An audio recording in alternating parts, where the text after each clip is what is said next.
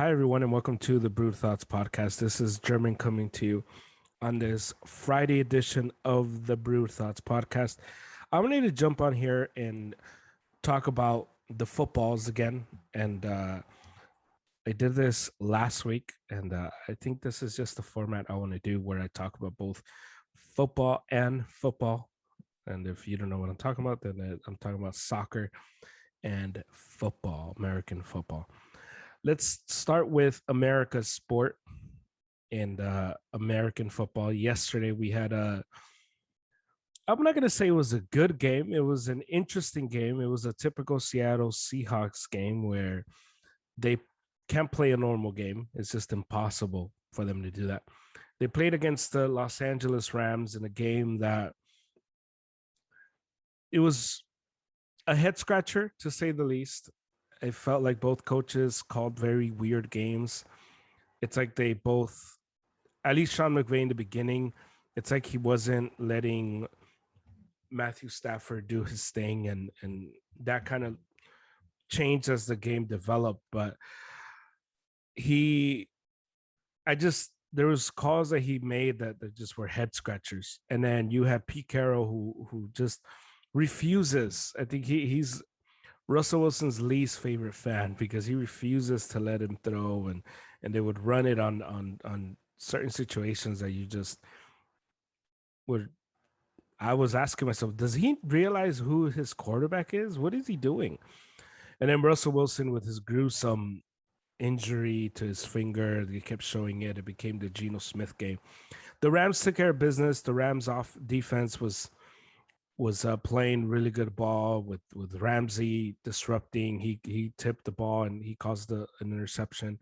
You had the amazing picture that's going around Twitter, the Aaron Donald just being held by two dudes. So the Rams go to Seattle. They take care of business. Seattle is not that good, which makes the 49er win last week that much worse for the 49ers. But Seattle is a team that's not that great. They paid Jamal Adams all that money, and he has not been worth it. And they gave up a lot of capital for him. And I'm sure Jamal Adams will have a good game, and he'll come out and say, still here or something like that. But the dude has not been good through four weeks of the NFL season, or 5 weeks. And so what we have here is such a different approach to the game because you get two teams that are going two different directions. The Rams, obviously, coming off the loss to Arizona, they're playing really good ball. They're trying to position themselves as the front runners in the NFC. You get Seattle, who's struggling. There's Jay Glazer last night said that Russell Wilson might seek a trade again, which if you're a Seattle fan and if you're in that mix, I'm sure that has to be frustrating to hear that again. And Pete Carroll might be coming to a place where he has just been there too long. Seattle's not a good team, and they'll figure things out because they have Russell Wilson and DK Metcalf and all those dudes. But by all accounts, it's not a good football team. Heading into Sunday, we have a few games that I want to highlight. The first one, Packers Bengals, 3-1 teams, two teams that I think the Packers are better than what we thought. I think the first game against the Saints threw everyone off the scent. I think that made us think higher of the Saints, lower of the Packers. And the Packers are okay. The Packers are a good team. Aaron Rodgers is still Aaron Rodgers, kind of, sort of. And the Bengals are a good surprise. I think a lot of people were discounting the Bengals and just their team. We didn't know about Burrow. We didn't know how he was gonna handle everything. We had a lot of questions about Zach Taylor. Who did he get the job only because he was McVay's guy? And we're finding out that A, he's a good coach, or he's a decent coach. B, Burrow is okay and he's easing into it, and he's starting to get his legs from under him. And C, they have good players on that team, and they're moving the ball. And the Bengals are surprisingly 3-1, and they're at home. And Rodgers is coming, and the Packers D is kind of banged up. So it's going to be an interesting game to watch. I think the Packers win, but I think this can be a game where the Bengals surprise and they win, and we're sitting here like the Bengals are 4-1. How is that happening? Um, I wouldn't be surprised at all. But I think the Bengals definitely have one of the things that's very important for a young team is to win, to get wins under your belt. The Bengals are not going to compete for a title. The Bengals are not going to make a lot of noise in the playoffs. But the Bengals are now in a position where if they can end the season at 500 and a winning record, you build on that. You don't build on 2-14. You don't build on 2-15. How now with the extra game, but you do build on 8-8, 8-9. You do build on that 9-8. You build on that type of performance, and the Bengals are a good team, man. And so we'll see how that plays out for them heading into the weekend. The other game, another game that to look forward to, and is the Dolphins Buccaneers. The Dolphins, who I think we all thought were going to be better because of what they showed last year. Tua, obviously with his injury, it looks like he's not going to make it in the NFL. It looks like his injury past is too much for him to get over. The game's in Tampa. Brady coming off that emotional game against the Pats and his return to Foxborough. Brady did not look all that great, but it was also like a monsoon that happened on Sunday night, so we can kind of chuck that one up to weather. And it should be fun. The Dolphins always play Brady tough. Flores obviously knows a lot about Brady. It should be a fun matchup as the Dolphins need to get into the win column if they're going to stay competitive in the AFC. The Bucks need to stay afloat, and not afloat, but they need to stay in competition with the Rams. This has to be a winnable game for Tampa Bay because the Dolphins are struggling, and you got Brissett, who's decent, who's good, who's going to be able to do some things, but you have to be able to take care of business, and I think the Bucks should be able to do that. We have the Saints and the Redskins in a game of two teams that are 2-2. You get Washington at home, and with a defense that is not that good. I think maybe last year we hyped them up because they played such a terrible division, or in a terrible division. The NFC East is a lot better this year, and the Redskins defense that we were like, man, that front seven is ridiculous, and this, that, and the other. It's not that good. So we'll see if the Saints and their struggling team, and obviously Winston is not allowed the same liberty, flexibility, and obviously we knew that Drew Brees was allowed, but man, it does feel like Sean Payton is holding his hand a lot.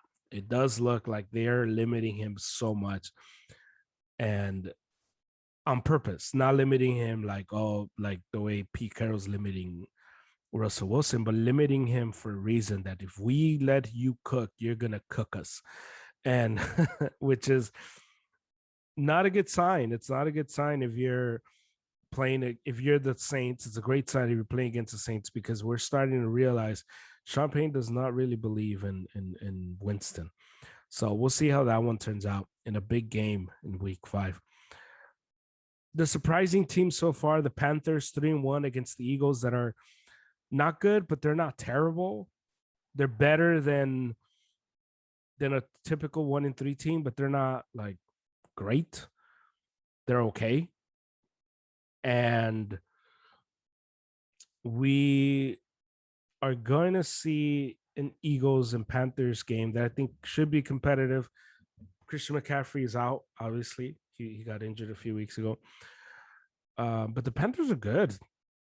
Sam Darnold, he's been revitalized in the Panthers, and maybe that's just what a lot of players have to do. Just get out of New York get out of the Jets, and the stink will fall off, and he looks good. And a few years ago, we were, even last year, we're looking at Darnold like, man, what a bust. And now it's like, wow, this guy is showing some of the stuff that we liked from him and from you coming out of USC. Heading into another game, we got the Bears and the Raiders. The Bears, who, if you just listen to the narrative, you would swear that they're 0-5. They're 2-2. Justin Fields is making his start again against the Raiders in Vegas. The Raiders just got cooked in LA by Justin Herbert. And it should be a game where it's the return of Khalil Mack, not to Oakland, but to Las Vegas. So you're going to get that storyline. I think the Bears are not at the level of the Raiders, and I think the Raiders should be able to win this one. Derek Carr coming off a loss and looking not so great, and you get Joey Bosa, who said that he looked scared, and if you just pressure him, he starts to crumble. And we'll see how Carr responds after he's known for responding and lashing out after hearing criticism.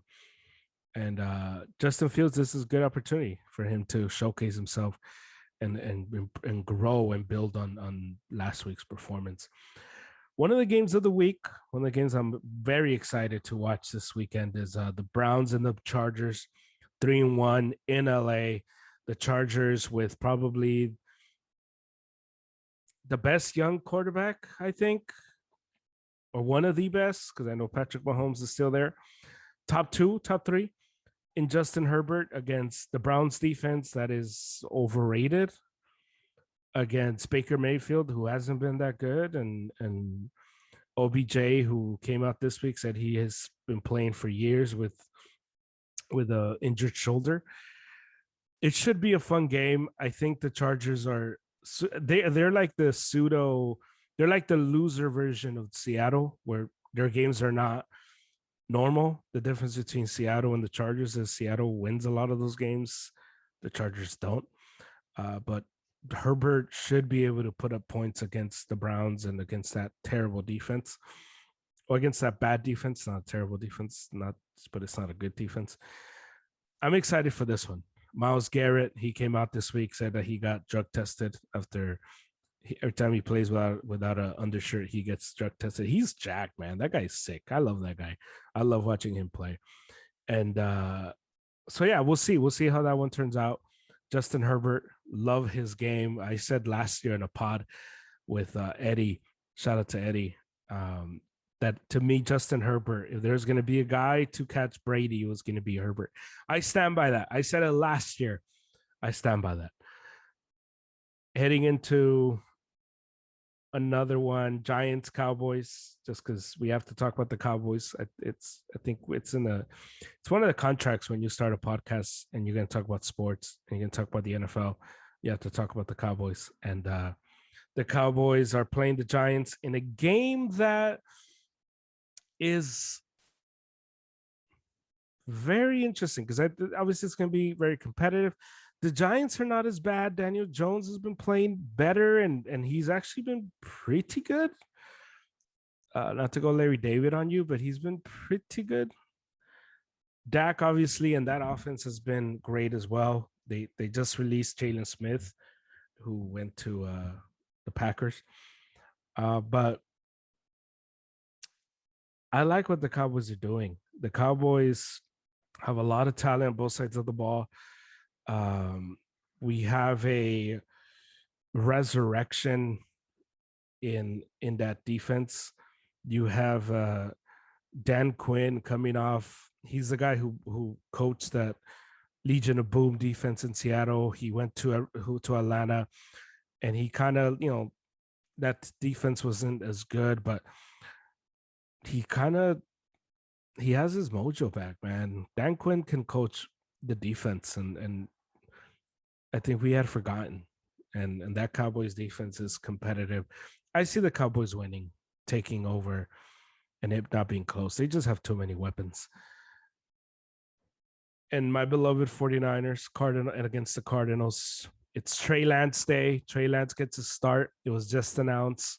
Jimmy Garoppolo did not practice this week, so Trey gets the start. It should be, obviously, 49er Twitter is going to burn either way. If Trey has a good game and Niners going to Arizona and beat the Cardinals, Jimmy might as well pack up his stuff.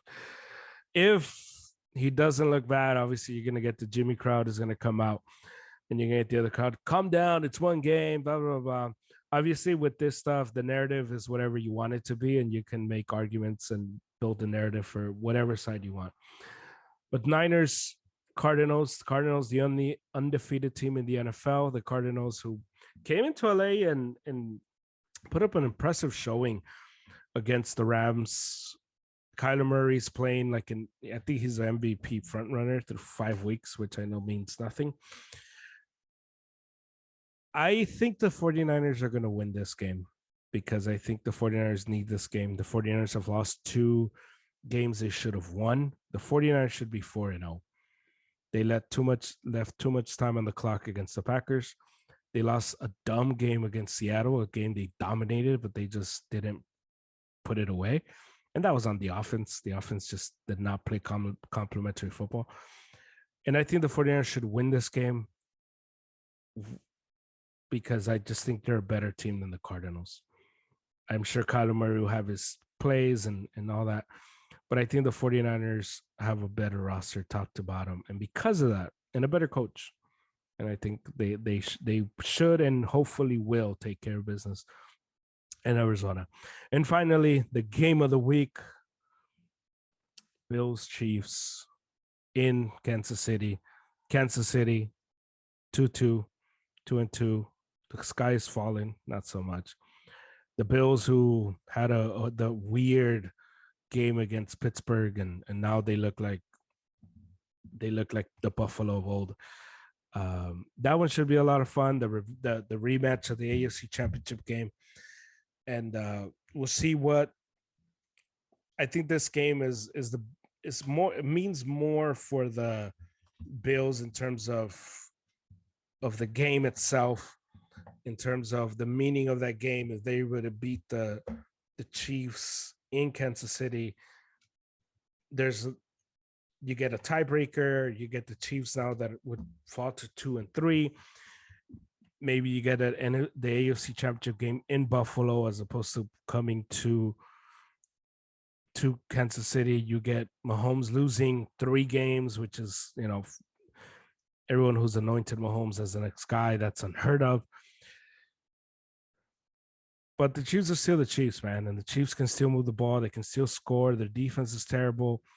But you have to give them the benefit of the doubt until they can no longer do it. And I think the Chiefs respond strong, and I think the Chiefs take care of business against Buffalo at home. They have to. This is a big game for them, and they have to win this one. Not to say that there's a must-win game in week 5, but this kind of feels that way, especially if the Chargers win, the Raiders win. All of a sudden, you're digging yourself in a hole that it may be a little too hard to come out of, even for the Chiefs. So that's where we're at with the NFL. We have just a lot of fun games heading into the week. So hopefully you enjoy it. Let's talk about some soccer, the world's sport, the world's game. Here we have yesterday we had so over the last few days we had the European Nations League, and we had Italy play against Spain in a game that Spain dominated, really controlled the game. Not dominate, but maybe they controlled the game for sure. Every facet. Italy just could never get into the game, and you had Verratti who just looked terrible, and you had Verratti who didn't look good. You had Chiesa who was like running all over the place, but he couldn't get anything going. And it just was a rough game for Italy. They lose 2-1. It wasn't the score doesn't show just the control that Spain had throughout, and Bonucci gets taken out in the 42nd minute in just a bad red card. I feel for by the ref, and yeah, it was just a good showing by the Spanish national team. France, Belgium yesterday was a phenomenal game. Belgium goes up 2-0, and it just looks like, man, Belgium is finally putting it together. And then France just comes all the way back. They score 3 straight, 3-2, and it was just not fun for Belgium at the end. They choke again, they fold again. France is just the best team in football, international, whenever they're on. When they turn it on and they want to be the best, they're the best, and nobody can play with them. Nobody can stick with them. It's just the way it goes. The final is on Sunday, Spain, France. I think France is going to win. The only way I see Spain winning that is if they are able to have a better game than they had against Italy, where they controlled, and then they were able to use their speed to get into the last third of the field and capitalize. But the thing with France, you got to be up the whole game. You can't have any lapses, because once they feel like they can pounce on you, they pounce on you, and to get them off of you, it's almost impossible. So should be a lot of fun to watch that game on Sunday. But I have France winning the Nations League. In the Concacaf, we'll go to the Concacaf. I have one thing to say about the Concacaf before I break down some of these games. How is it that we don't have VAR in CONCACAF? How is it that FIFA has allowed this? CONCACAF, like, what are you guys doing over there? How do you not have this? What's the matter with all of you? I cannot believe it. I cannot believe that there is no VAR in CONCACAF. It makes absolutely no sense for that to happen. I don't understand it. It was just stupid. Mexico yesterday played against Canada. They tied 1-1, and a big result for Canada as they go into Mexico with a point and come out with a point.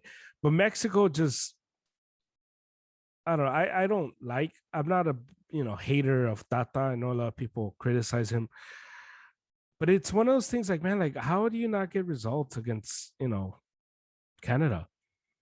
A game Mexico should have won, and you can blame the ref and all that. The ref was pretty bad, but you gotta win that game. There's no excuse for that. But in terms of the USA looked good. The USA 2-0 against Jamaica at home. They took care of business. And as we look at the table, this is World Cup qualifier stuff. The US is in Mexico are tied with 8 points, and you get the top four. So the top four qualify. The top three, qualified for the World Cup, and then the fourth one qualifies for a playoff. So as of now, you get Mexico, USA, Mexico, Canada, all in the top three, and Mexico, USA with 8, Canada with 6, and Panama right now is tied with El Salvador for that playoff with 5 points. We have a few more games to go in this FIFA break. So you get the third round over the weekend on Sunday, Mexico, Honduras. You get Canada, Jamaica, and USA, Panama, Costa Rica, El Salvador. All big games, and then on Wednesday, the last day, you get USA, Costa Rica, and the USA goes to Panama on Sunday. So we got to look at that one.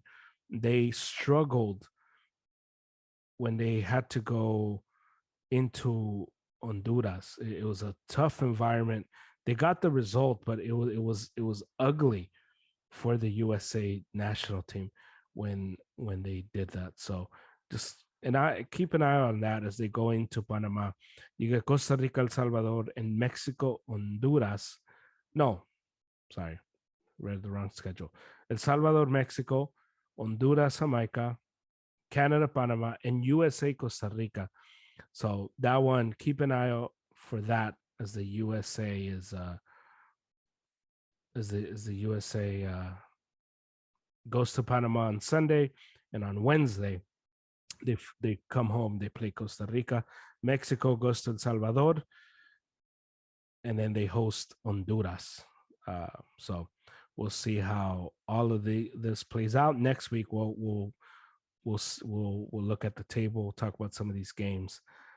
It was good to see El Chucky yesterday. It was good to see Raul Jimenez make his return. It's always good when these guys play healthy and are healthy, because it adds to the sport. So that's where we're at. That's where we're at with the games. We had Mbappe, who came out and said some like wild stuff. Wild in terms of like you don't expect him.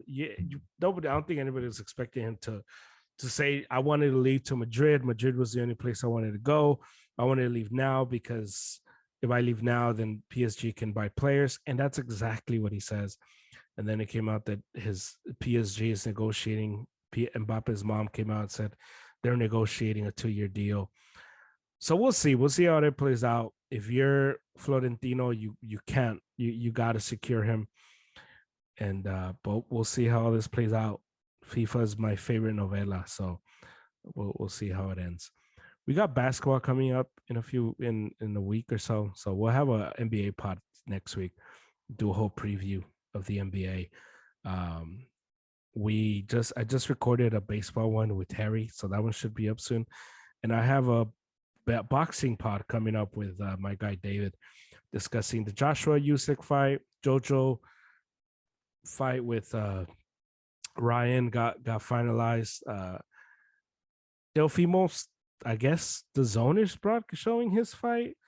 And obviously the Fury Wilder fight happening this weekend. So a lot of pods for you. Please rate, review, subscribe, follow us everywhere. You can, if you're watching this on YouTube, you can see the links at the bottom of your screen. And please, if you're watching this, subscribe at the bottom. But this is German Brew Thoughts Podcast. Go Sox. Drink better coffee.